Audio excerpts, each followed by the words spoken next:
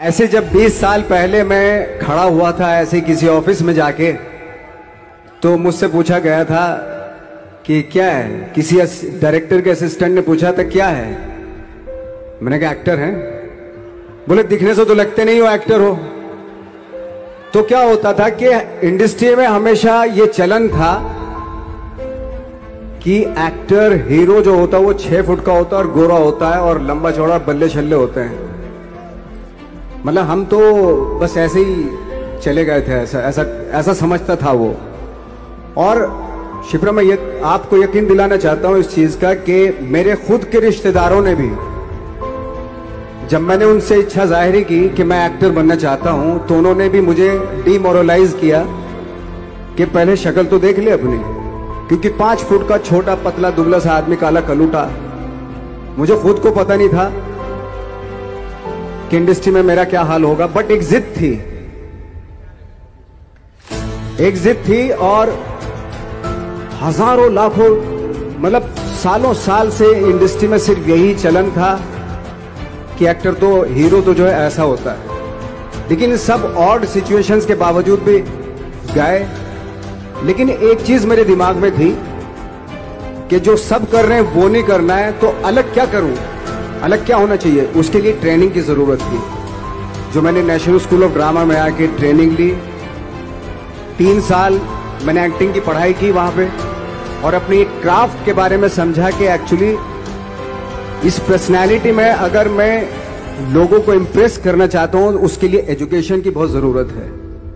या जो भी आप काम कर रहे हो उसमें क्राफ्ट, उसका एक्सपर्ट होना बहुत जरूरी होता है। ऐसे ही हवा में नहीं कि जैसा पहले होता था, अरे यार तो बहुत खूबसूरत दिखता, फिल्मों में जाके काम करना शुरू कर दे। ऐसा नहीं। किसी चीज को बारीकी से जानना, उसके लिए ट्रेनिंग की, एक्सपर्ट्स की, एक्सपीरियंस की जरूरत होती है। तो मैंने ट्रेनिंग ली नेशनल स्कूल ऑफ ड्रामा से, और 2000 में मैं पहुंच गया मुंबई। मुंबई पहुंचने के बाद जब हम किसी ऑफिस में जाते थे, आई थिंक उससे पहले चलन नहीं था बिल्कुल भी। हम लोग गए, जैसे मैंने बताया कि ऑफिस में खड़े हो के, भाई हम एक्टर हैं, काम दोगे क्या। तो बोले पहले हुलिया तो देख अपना तू। तो ये हर बार सुनने के लिए मिलता था, और वो बात भी सही थी, क्योंकि उससे पहले कभी कोई आपने देखा नहीं होगा कोई इतना बड़ा, कोई इतनी सी पर्सनैलिटी का 5 फुट 6 इंच का आदमी, पतला दुबला सा मरियल सा, कि कभी ये इस तरह के लोग एक्टर भी बन सकते हैं, हीरो भी बन सकते हैं, स्टार भी बन सकते हैं। ऐसा चलन था ही नहीं। मैं कॉन्फिडेंट था बिकॉज ऑफ माई ट्रेनिंग। मैंने ट्रेनिंग ली थी और अपनी क्राफ्ट के बारे में बहुत अच्छे से जानता था मैं, और उस चीज का सिर्फ कॉन्फिडेंस था मुझे कि आज नहीं तो कल, कल नहीं तो परसों, या 10 साल या 20 साल या 30 साल के बाद नंबर जरूर आएगा मेरा। मैंने कभी भी अपने को टारगेट नहीं किया, टारगेट नहीं दिया मैंने कि अगर 2 साल ट्राई करके देखता हूं, उसमें अगर हो गया तो ठीक है, वरना कोई दूसरा फील्ड अपना लूंगा। ऐसा कभी नहीं। जिस चीज का पैशन होता है, जज्बा होता है, अगर आप दिल से चाह लो ना, तो पूरी दुनिया झुक जाती है उसके ऊपर। उसको पूरा करने के लिए पूरी कायनात एक हो जाती है कि इस आदमी की जिद के लिए, इस आदमी की जिद के आगे झुकना पड़ेगा, और पूरी दुनिया झुकती है आपकी जिद के आगे। लेकिन आपको जिद्दी होना पड़ता है, आपको बहुत सारे सेक्रीफाइस भी करने पड़ते हैं, क्योंकि ये आपने चाहा है। परीक्षा देनी पड़ती है आपको, जितना बड़ा इम्तिहान होगा उतनी बड़ी परीक्षा भी देनी पड़ेगी। आसान काम नहीं है। छोटे छोटे टारगेट बनाएंगे तो छोटों में निपटारा हो जाएगा। हमेशा अपने आप को टारगेट बढ़ा दो। तो उसके लिए हमेशा अपने आप को अनकंफर्ट जोन में डालो, कि जो इम्पॉसिबल है उसको पॉसिबल करने की शिद्दत, पैशन आपके अंदर होना चाहिए, वो हो जाता है। आज जो दुनिया में इतने सारे एक्सपेरिमेंट हुए हैं, ये सिर्फ इसी बिना पे हुए हैं, पागलपन के जरिए ही हुए हैं ये सारे एक्सपेरिमेंट। एक मैंने कहीं सुना था कि जब आप एक्सपेरिमेंट करते हैं तो फेलियर भी होते हैं, कई बार फेलियर होते हैं। कोई एक एक्सपेरिमेंट करने के लिए, कोई एक चीज करने के लिए बहुत बार हमने भी झेला है, बहुत बार फेलियर हुए हम लोग। लेकिन एटलीस्ट हमें इतने सारे फेलियर होने से इतने तरीके पता चले कि इन तरीकों से सक्सेस नहीं मिल सकती। फॉर एग्जाम्पल, एडिसन ने जब बल्ब का आविष्कार किया तो 100 बार एक्सपेरिमेंट किए अपनी जिंदगी में। 100 बार एक्सपेरिमेंट करने के बाद जब उसको पता चला कि अरे फॉर्मूला तो ये था बल्ब बनाने का, तो एटलीस्ट उसको ये, उसके साथ साथ उसको ये भी पता चला कि 100 जो तरीके हैं, 100 तरीकों से बल्ब नहीं बनता, ये भी पता चला उन फेलियर्स में उसको।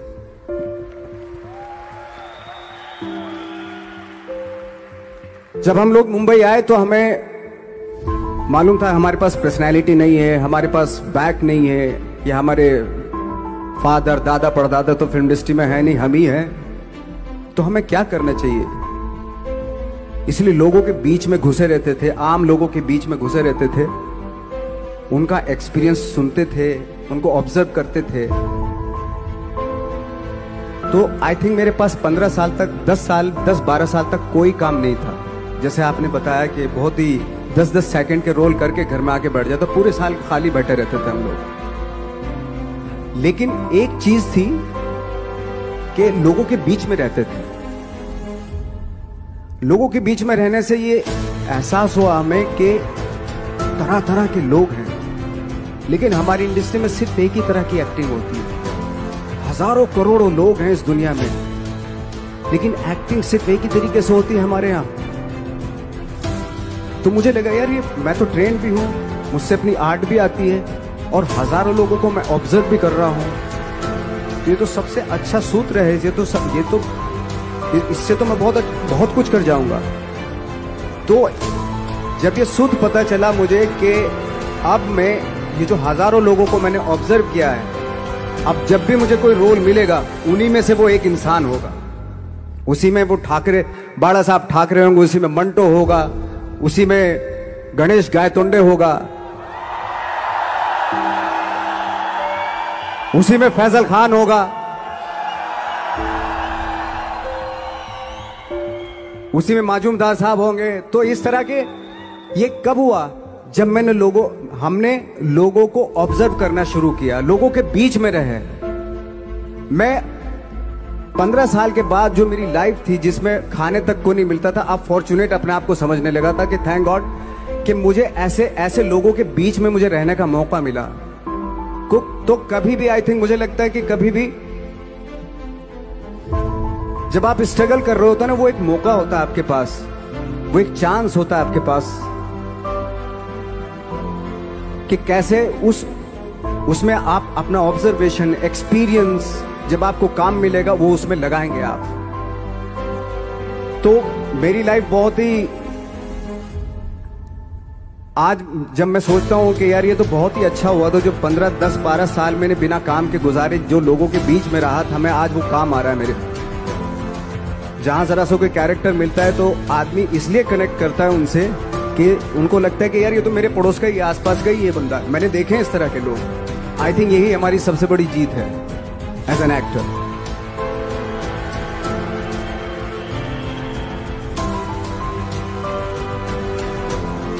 ऑफ कोर्स स्ट्रगल में बहुत सारी चीजें सेक्रीफाइस करनी पड़ती हैं, क्योंकि खुजली आपको हुई है, आप ही को मिटानी पड़ेगी। आप जो आप हैं वो आपने बनना चाहा था, और अगर डिसअपॉइंटमेंट आ रहे हैं तो आप तो कंप्लेन भी नहीं कर सकते, क्योंकि आप ही ने चाहा था ये बनना।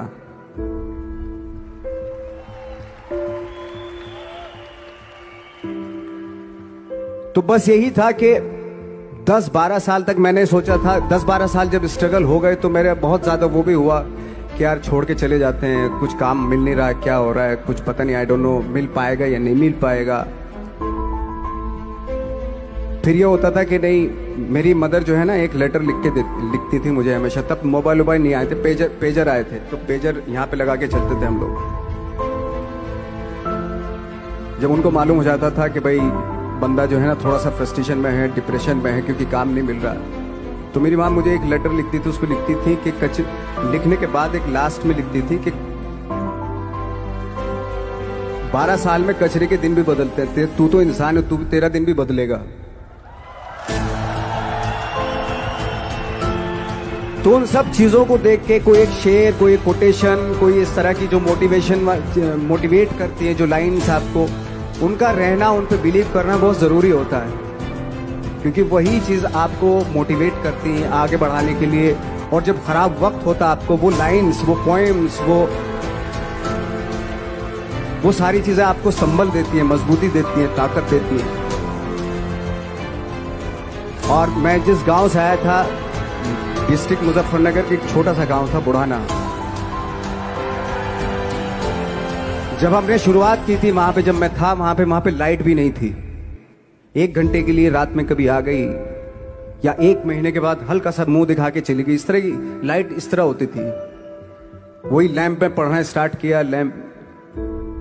तो छोटे से गांव से आने के बावजूद फिर दिल्ली मतलब छोटा सा, उससे बड़ा शहर भी हमें ऐसा लगता था पता नहीं क्या है, मतलब डर लगता था। मैं जब मुंबई में आया था तो मैं 15 दिन तो घर से बाहर ही नहीं निकला था, क्योंकि इतनी स्पीड देख रहा था मैं कि इतनी स्पीड में तो हम चल ही नहीं पाएंगे, इस शहर के साथ शायद हम कनेक्ट नहीं कर पाएंगे बिल्कुल भी। तो इस तरह के डर थे। लेकिन ऐसी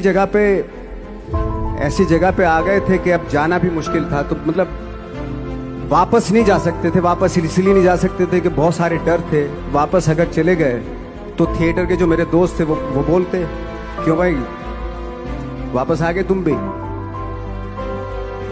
जैसे बहुत सारे लोग वापस आ रहे थे तुम भी वापस आ गए, चलो लग जाओ ठीक है। गांव में इसलिए नहीं जाता था अपने कि जो पहले ही बोलते थे वो लोग के शक्ल तो देख ले, फिर हार के उनके सामने चला गया तो क्या बोलेंगे वो तो वही बोलेंगे कि हमने तो पहले मना किया था कि मत जाओ, क्या सूरज शक्ल थोड़ा ही थी तुम्हारे स्टार बनने की, एक्टर बनने की। तो ये बहुत सारे डर थे जिसकी वजह से मैं अपने ना तो गांव जाता था, ना जहां से ट्रेनिंग ली थी दिल्ली से, ना वहां जाता था। मैंने जो भी है मरना जीना मुंबई में ही होगा। रही बात सक्सेस की, सक्सेस अगर 30 साल बाद भी मिलेगी उसके लिए भी मतलब तैयार रहना चाहिए। सक्सेस की कोई डेट नहीं होती, कोई तारीख नहीं होती, कोई टारगेट नहीं होता कि इतने ही दिनों में मिल जाएगी। इंसान का काम होता है, आई थिंक मुझे लगता है कि मेरे हिसाब से मुझे लगता है कि लाइफ ना हमेशा अपने आप को लाइफ में पुश करते रहो, और पैशन के साथ जिस भी आप काम में हो, जो भी आप काम कर रहे हैं उसमें पैशन के साथ लगे रहना बहुत जरूरी होता है। क्योंकि पैशन से क्या होता है, जिस भी आप फील्ड में होते हैं उसकी डिटेलिंग्स मिलनी शुरू होती है। जैसे जब आप समंदर में देखते हैं, समंदर की जब गोता मारते हैं, नीचे जाते हैं तो आपको एक धीरे धीरे बहुत कुछ दिखाई देना शुरू। ऐसी आपका भी फील्ड है, कोई भी हर फील्ड ऐसे ही होता है, उसमें असीम संभावनाएं होती हैं, इतनी पॉसिबिलिटीज होती हैं कि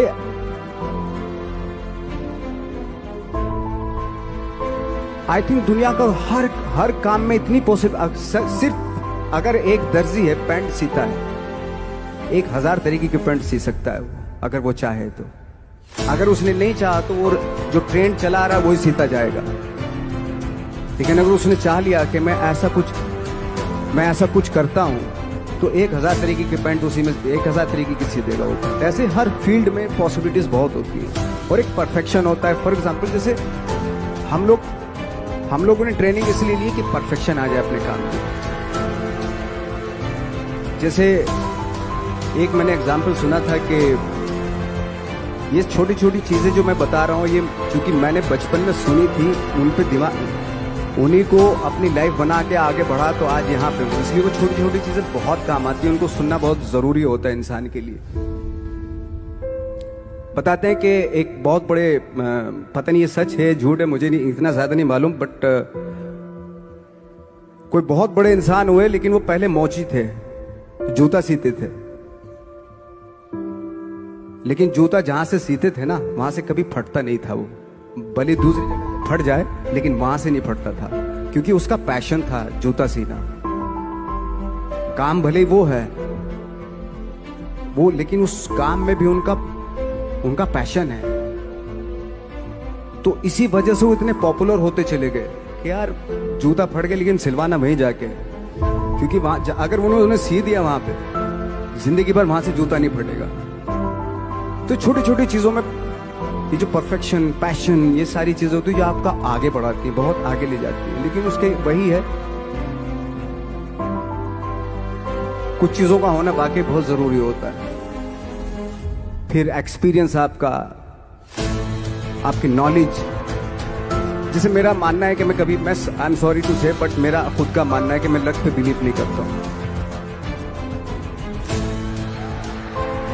मेरे सामने आज तक मेरे सामने लकीली कोई चीज नहीं हुई कि मैं लकीली यहां तक पहुंच गया।